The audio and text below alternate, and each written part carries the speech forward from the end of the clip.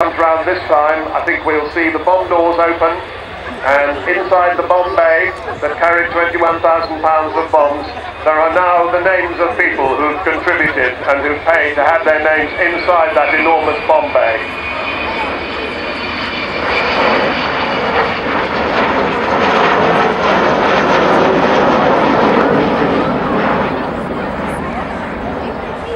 Much of the fundraising is done by the Vulcan Sky Club, which has more than 8,000 members, one of the biggest aviation heritage clubs in the world.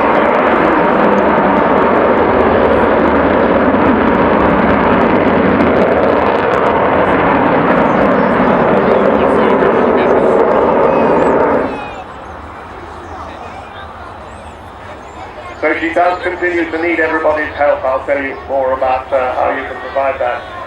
Just a word about who's flying her today. Ted Rumins is the man, the captain in the left-hand seat.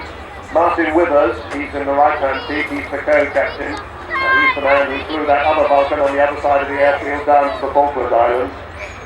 Phil Davis is the air electronics officer, he's the third member of the crew. And he is a man who works for Solex Galileo, and they've been enormously helpful through this whole project, so we're particularly grateful for them.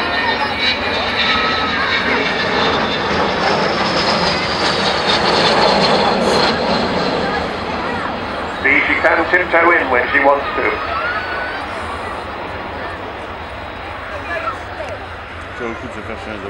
The Americans used to call her the aluminum overcast because when she flies over, the sky goes dark.